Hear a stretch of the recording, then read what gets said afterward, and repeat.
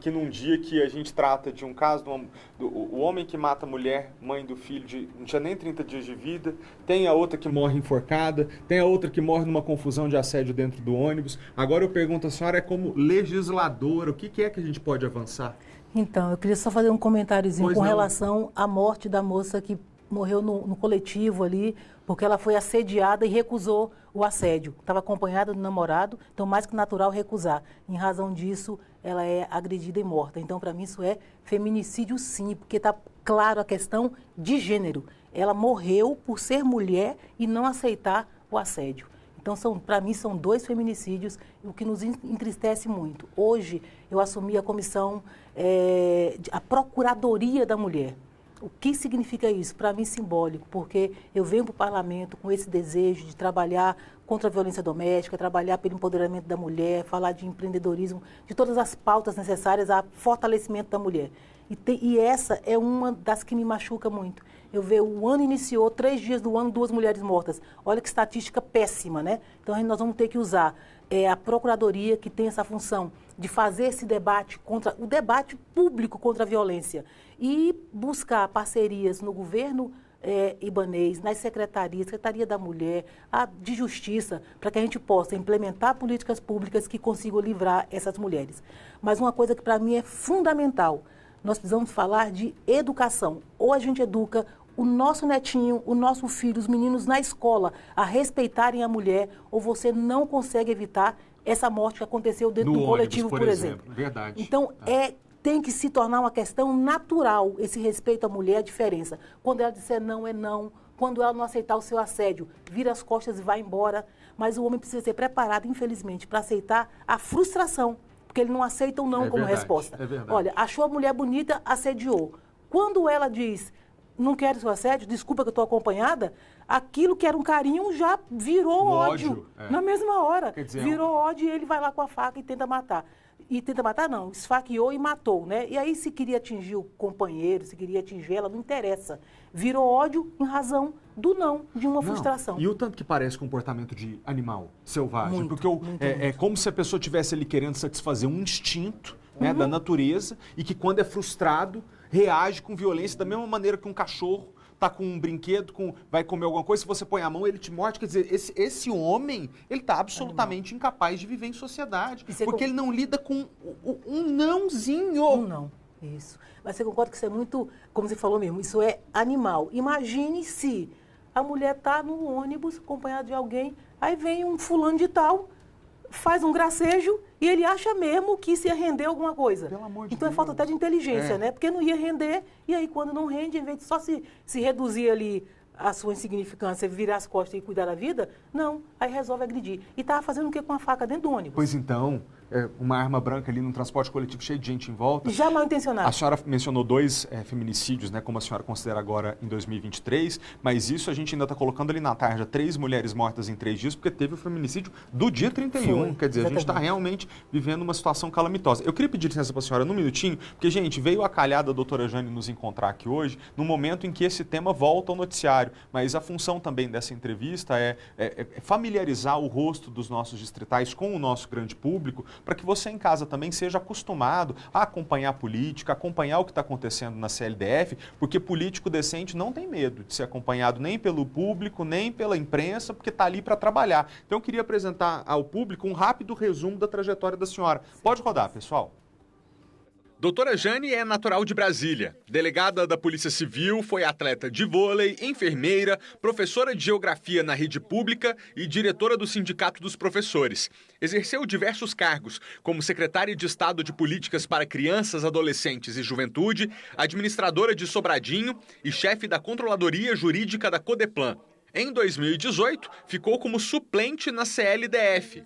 Agora, eleita, começa o mandato em 2023 como presidente da Comissão de Segurança.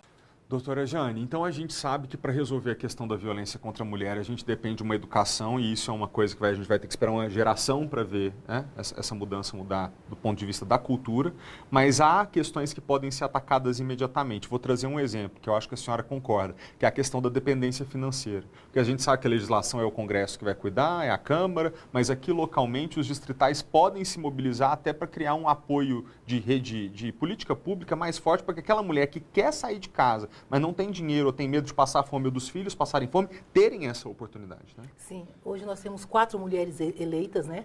A população tem que repetir isso muitas vezes. Mais de 50% mulher, mas infelizmente dos 24, 4 são mulheres. Mas nós estamos unidas para fomentar essa política pública. Então, quando você fala aí que a dependência econômica é um dos fatores, e eu acredito nisso, que mais fazem com que a mulher se reduza aquela condição de vítima ali do relacionamento, porque é o companheiro que a sustenta, ela mora na casa que é dele. Então, nesse ponto que entramos nós parlamentares, que entra o Estado, nós temos que criar condições imediatas. Ela tem que chegar à delegacia, já tendo a certeza que registrou a ocorrência, mesmo que ela não aceite a oferta de casa-abrigo que é oferecida a todas, ela vai ter um lugar para ir. Imagine um aluguel social temporário até que ela consiga estabelecer financeiramente. Sai dali, você coloca ela em um curso para uma formação, e uma formação que permita ela, na sequência, um site pronto para ela expor o que ela aprendeu a produzir, um dinheiro, um microcrédito para que ela consiga ter dinheiro para comprar insumos e produzir aquilo que ela aprendeu. Então, você vai oferecer um ciclo completo de ajuda. E aí ela vai se empoderar pela possibilidade de ter a própria renda. Vaga em creche, saiu dali, uma vaga em creche, porque muitas têm filhos e volta para o carro do agressor porque ela não sabe onde colocar a criança. Então, a gente precisa ter vaga em creche garantida para essas mulheres.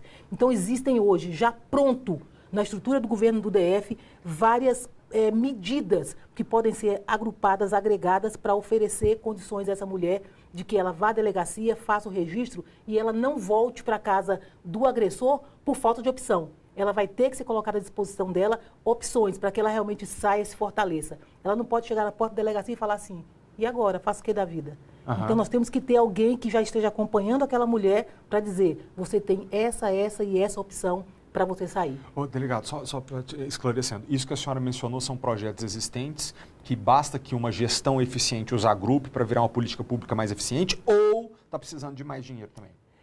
Também, né? Também? Porque todas essas medidas dependem de recurso, né? Aí nós temos recurso de emenda parlamentar, tem recurso destinado à própria Secretaria da Mulher e à Secretaria de Justiça. Então, tem como a gente fazer esse remanejamento, né, com apoio governamental, para que a gente direcione para essas políticas. Eu acho que esse momento é de quê? É sentar, que é o que eu estou fazendo na Procuradoria da Mulher, que eu assumi agora. É identificar o que já existe de pronto, o que nós temos, como é que a gente agrupa tudo isso e já transforma numa oferta imediata para aquela mulher que precisa.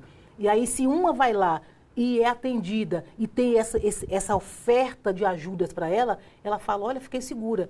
Ela tem como voltar para a amiga, dar o depoimento e dizer o seguinte, pode ir lá que você vai ser protegida, Sim. Pode ir lá que você não vai ficar sozinha. Essa sensação, esse sentimento é que vai fazer com que as outras se encorajem a denunciar. Porque a grande maioria que não denuncia, que volta para a casa do agressor, é porque elas se sentem absolutamente sozinhas e não tem para onde correr. Então, hoje, nós vamos buscar, eu como parlamentar, procuradora da mulher, essa é a minha função, dizer isso, mostrar às pessoas, identificar onde é que estão essas políticas e a gente dar visibilidade para elas e oferecer isso àquelas mulheres de forma tão transparente que aquela mulher mais simples, que mal consegue ler, mas que sofre violência do mesmo jeito, possa entender que tem aquela política e ela pode se apegar a ela. A senhora sabe que para esses casos específicos a senhora pode contar todos os dias com essa emissora de televisão que tem como princípio levar informação clara para o nosso telespectador. Não é só da TV não, tá, gente? Nós temos uma equipe de jornalistas aqui que eu me orgulho muito. São pessoas humanas que olham para os assuntos e querem fazer com que esse nosso veículo chegue até você a informação que você tem que saber. E eu queria... Essa é a prioridade da senhora para agora, para esse primeiro ano de mandato? Prioridade zero, defesa da mulher. Naturalmente, eu sou uma defensora da sou delegada, me forjei delegada, estou aqui por ter sido delegada. Então, eu acho que eu tenho algumas pautas que eu transito com muita, eu diria, facilidade pelo conhecimento mesmo da causa. Então, segurança pública, professora, já fui professora, então a educação também é uma pauta muito importante para mim. E você consegue buscar transversalidade. Olha, buscar a segurança e como a segurança interfere na vida dessa mulher. Aí você vai para a educação para evitar que a violência aconteça, então eu consigo permear. Eu vivi a vida dessas mulheres dentro da casa dela. A mulher que foi vítima de feminicídio. Quando eu fui delegada, eu conheço o pai, conheço a mãe, sei da história dos filhos, acompanho, inclusive, depois que ela foi sepultada, como é que a família ficou. Então, é dessa forma que eu acho que a gente tem que acompanhar. Não para viver a tristeza da mulher morta, mas para evitar que ela morra. Então, conhecer o processo, né, que leva à tragédia. Conhecer. Então, quanto mais próximo tiver, mais essa vítima, essa potencial vítima, vai ter segurança de buscar ajuda.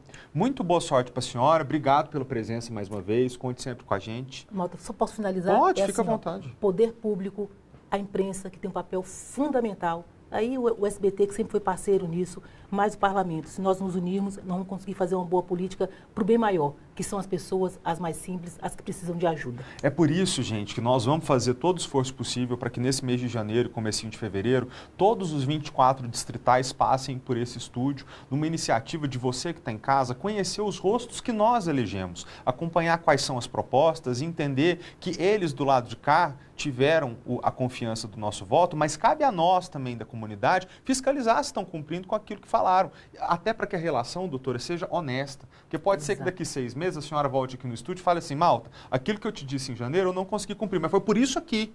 E eu preciso dizer para a sociedade que aconteceu tal coisa, que é um outro problema que a gente tem que atacar que eu não estava vendo. Quer dizer, a questão não é criar um embate. É uma disputa, uma coisa de um contra o outro. Não é a gente criar uma relação de transparência que nos permita avançar. Exatamente. E aí, comentando o que a senhora falou, de trazer essas políticas que já existem numa linha de torná-las mais eficientes, isso é excelente de se ver. Por quê? Nós temos hoje no Brasil a mania de que quando chega um deputado novo, um governante novo, um senador novo, ele quer esquecer todo o passado para falar que tudo que tem de bom que está acontecendo é ele que fez. Não, a gente tem que aproveitar as experiências boas e melhorá-las. Em reverência a quem passou e acreditando que as coisas podem ser melhor, né? Isso. É assim, já tem muita coisa boa sendo feita, mas a gente sabe que ainda falta. Então é pegar o que já tem, fazer um retrato e falar, vou aprimorar a partir daqui e aí a coisa fica ainda melhor. E eu não tenho problema nenhum em dar crédito a quem fez, em juntar quem tem vontade de fazer. Eu acho que quando você se junta, é a política do ganha-ganha. Todo mundo ganha, todo mundo fica feliz e a coisa avança. Muito obrigado, senhora. Eu agradeço a você a oportunidade.